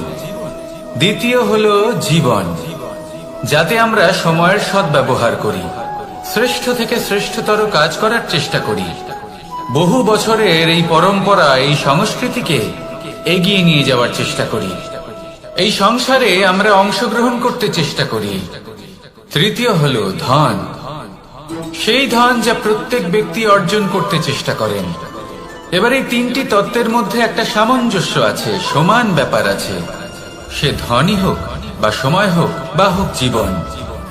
আর সেই সমান ব্যাপার হলো যে যদি আপনি এটা গণনা করতে থাকেন তাহলে তা কমতে থাকে, যদি আপনি এটা ব্যবহার করেন তাহলে তা বাড়তে থাকে। একে সংগঠিত করে রাখতে চেষ্টা করলে এ হাত থেকে ফসকে যায়, কিন্তু যদি আপনি একে সামনে রাখতে শিখে যান তাহলে এমন কাজ করবেন যাতে সংসারের সাথে সাথে পরবর্তী প্রজন্ম লাভবান হবে। যদি কিছু শিখতে চান তাহলে সামলাতে শিখুন, গণনা করা বা সংগঠিত করা নয়। আসুন আর আমার সাথে ভালোবেসে বলুন, রাধা রাধা।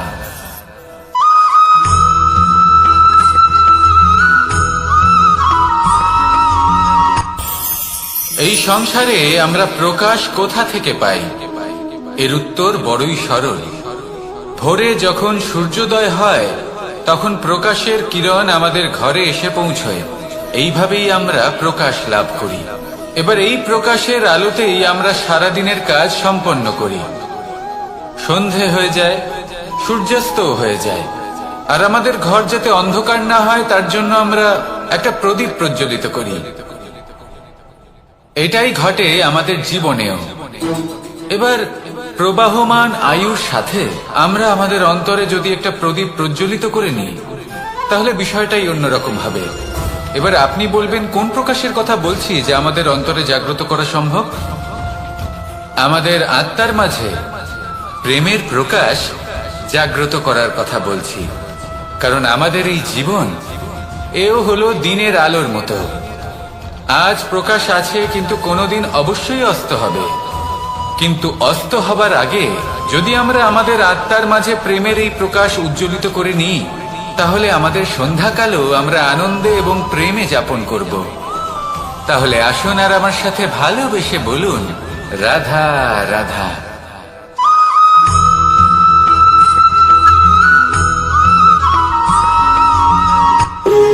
যখন মানুষের মৃত্যু হয় তখন কি হয়?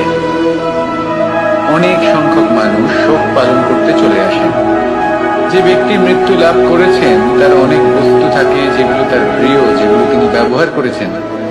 তার শয্যা, তার বস্ত্র, তার আভূষণ সবকিছু তার থেকে বিচ্ছিন্ন করা হয় এবং খালি হাতে তাকে শ্মশানের উদ্দেশ্যে রওনা করা হয়। আমি আপনাকে এই প্রশ্ন করতে চাই, আপনি এই সংসারে কি অর্জন করেছেন? ধন, সম্পত্তি, বস্ত্র, আভূষণ, এই সবকিছু যে আপনি অর্জন করেছেন আপনার মৃত্যুর পরে তা আপনার থেকে দূর হয়ে যাবে। এর উত্তর হলো একটাই, আপনার কর্ম। শুধু সেটাই আছে যা একান্ত আপনার, আর শুধু সেটাই এই সংসার থেকে চলে যাওয়ার পরেও সংসারেই জীবিত থাকবে। যদি আপনি দুষ্কর্ম করেন তাহলে এই সংসার আপনাকে একটি অনুচিত উদাহরণ হিসেবে মনে রাখবে যে এই ব্যক্তি খুব পাপী ছিল, অনুচিত কর্ম করতেন। যে পথে তিনি চলেছেন সেই পথে কারোর চলা উচিত নয়। সেখানেই যদি আপনি সৎকর্ম করেন তাহলে সংসার চিরকাল এটাই বলবে যে খুব ভালো মানুষ ছিলেন, সবাইকে ভালোবাসতেন, সবাইকে সাহায্য করতেন, আমার খুব প্রিয় মানুষ ছিলেন। এটাই হলো শ্রেষ্ঠ কর্ম। সেই জন্য জীবনে শুধুমাত্র ধন, সম্পত্তি, আভূষণ এই সব অর্জন করতে গিয়ে নিজের মনোনিবেশ করবেন না। শ্রেষ্ঠ কর্ম করুন, সংসার থেকে চলে যাওয়ার পরেও এই কর্মই এই সংসারে আপনাকে জীবিত রাখবে। আসুন আমার সাথে ভালোবেসে বলুন, রাধা রাধা।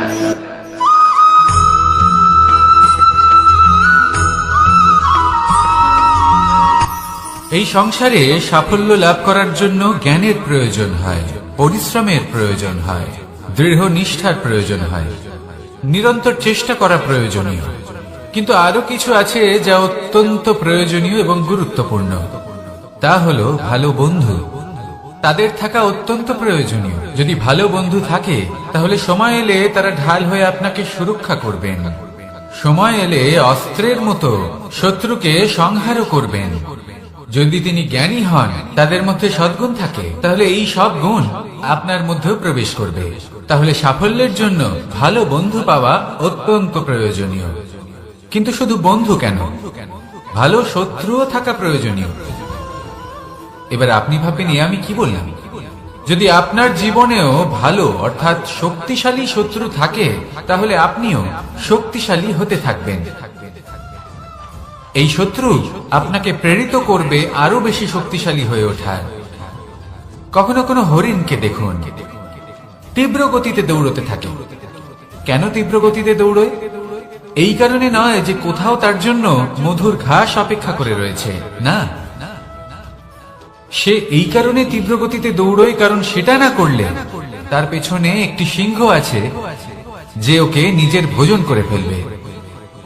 তাই জীবনে বিপদ, সংকট, এই সবকিছুও হলো অত্যন্ত গুরুত্বপূর্ণ। তার সম্মুখীন হতে শিখুন আর আমার সাথে ভালোবেসে বলুন, রাধা রাধা।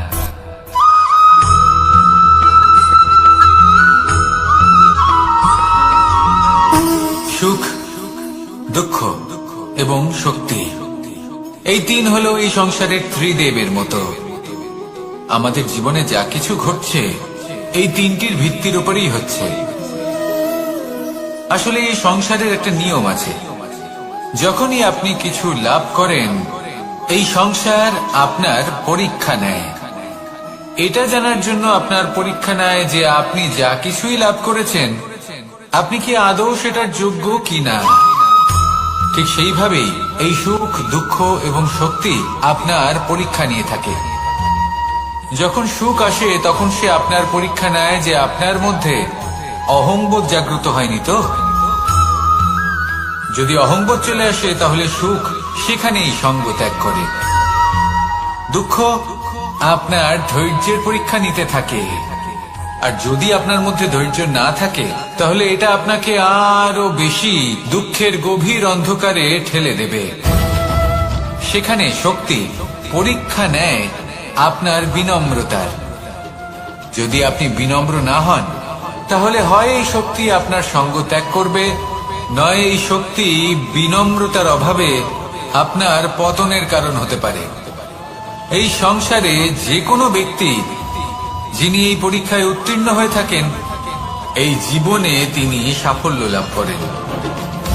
আসুন আমার সাথে ভালোবেসে বলুন, রাধা রাধা।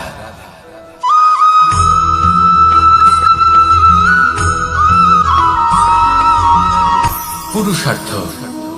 শাস্ত্রে 4 ধরনের পুরুষার্থের কথা বলা হয়েছে। প্রথম হলো ধর্ম। আপনি কি জানেন এই ধর্ম আসলে কি? আপনার কি মনে হয় ধর্ম আসলে কি? কোনো বিশেষ ঈশ্বরকে মানাই কি ধর্ম বলা হয়? নাকি কোনো বিশেষ রীতি পালন করাই হলো ধর্ম? নাকি কোনো বিশেষ সাহিত্যকে সর্বশ্রেষ্ঠ মনে করাই হলো ধর্ম? না, ধর্ম হলো সেটা যাকে ধারণ করা যেতে পারে। আর ধারণ শুধু সেটাই করা যায় যা পবিত্র। পবিত্র শুধু তাকেই বলা হয় যা নিঃস্বার্থ, যার মধ্যে শাসন করার কোনো ইচ্ছে নেই, যা সরলভাবেই প্রবাহমান, জল এবং বায়ুর মতো। যখন কোনো ব্যক্তি ধর্মকে ধারণ করেন এবং সেই ধর্ম সেই ব্যক্তিকে রক্ষা করে, তখন তাকে ধর্ম বলা হয়। ধর্ম যা রক্ষা করে অহংকার থেকে, খারাপ চিন্তার হাত থেকে, সেই জন্য পুরুষার্থ গড়ে তোলার আগে, ধর্ম পালন করার আগে ধর্মের প্রকৃত অর্থ কি সেটা বুঝে নিন। এটা জেনে রাখুন যে সমস্ত ধর্মের আধার, সমস্ত ধর্মের ভিত শুধুমাত্র ভালোবাসা। আসুন আর এই ভালোবাসার সাথেই বলুন রাধা রাধা।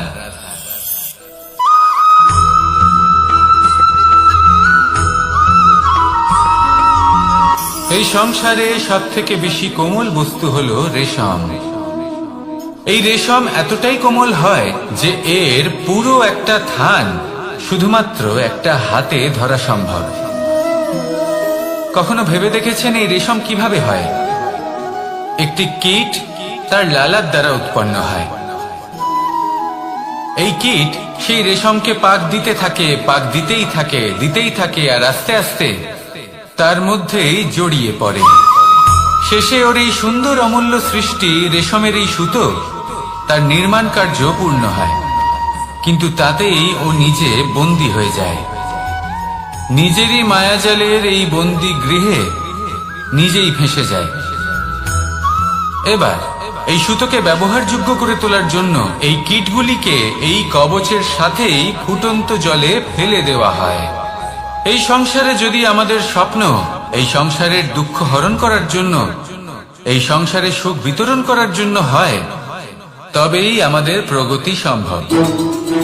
যদি আমাদের এই স্বপ্ন শুধুই আমাদের এবং আমাদের স্বার্থ সিদ্ধির জন্য হয়, তাহলে এই স্বপ্ন আমাদের অন্ধ করে দেবে, আমাদের অন্ধকারের পথে নিয়ে যাবে, আর আমরাও সেই কীটের মতো হয়ে যাব।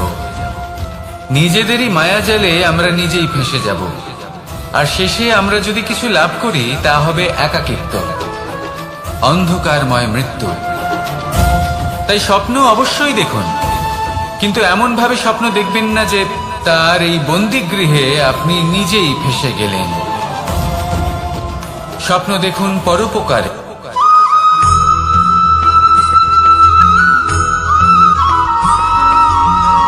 কেউ বলে জীবন খুব ক্ষণস্থায়ী, কেউ বলে জীবন হলো একটা সুন্দর স্বপ্নের মতো, আবার কেউ বলবে জীবন হলো এক কঠোর সত্য। কিন্তু জীবন আসলে কি? জীবন হলো আপনারই প্রতিবিম্ব, একটা দর্পণ।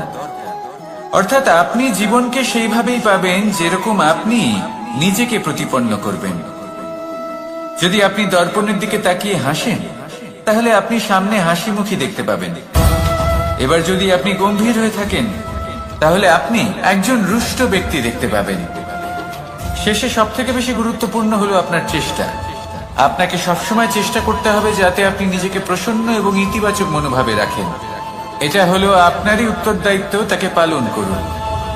এই মনকে প্রসন্ন রাখুন, এই সংসারকে সুন্দর বলে মনে হবে, আর এই মন প্রসন্ন হয়ে বলবে রাধা রাধা।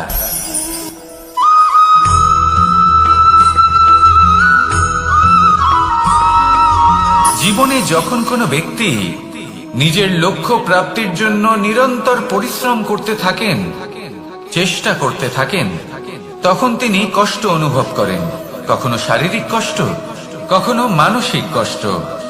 এবার উনি এটা ভাবতে থাকেন যে আমি কি উচিত করছি নাকি অনুচিত করছি। কারণ অন্যদিকে এমন একজন ব্যক্তিও আছেন যিনি একদমই পরিশ্রম চেষ্টা করছেন না। তিনি মদিরা পান করেন, বিলাসিতায় জীবন কাটান, অলস প্রকৃতির হয়ে ওঠেন, নিদ্রাতে বিলীন হয়ে থাকেন আর ভাবেন যে তিনি সুখ লাভ করছেন। কিন্তু এরকম কেন হয়? কারণ যখন আমরা সৎ পথে থাকি, উচিত পথে চলি, লক্ষ্য প্রাপ্ত করার জন্য চেষ্টা করতে থাকি, তখন আমাদের ভেতরে থাকা নেতিবাচক শক্তি এবং পাপ এই দেহকে ত্যাগ করে দেয়। আর এই অনুভূতিটাই আমাদের দুঃখের অনুভূতি দেয়, কষ্ট দেয়। এবার সেখানে যদি আমরা কুপথে চলি, অনুচিত পথে চলতে থাকি, তাহলে আমাদের ভেতরে থাকা পুণ্য এবং ধনাত্মক শক্তি আমাদের দেহ ত্যাগ করে দেয়। আর এই অনুভূতির কারণেই আমরা সুখ অনুভব করি। কিন্তু কখনো ভাববেন যে এই সুখ বেশি সময় পর্যন্ত থাকে না। সেই জন্য সবসময় মনে রাখবেন, যদি আপনি জানেন যে এটাই আপনার লক্ষ্য, এটাই উচিত পথ, শুভ পথ, তাতে নিরন্তরভাবে এগিয়ে যেতে চেষ্টা করতে থাকুন। এই কষ্ট আপনাকে সুখের পরাকাষ্ঠায় কখন পৌঁছে দেবে তা আপনি জানতেই পারবেন না। আসুন আমার সাথে ভালোবেসে বলুন, রাধা রাধা।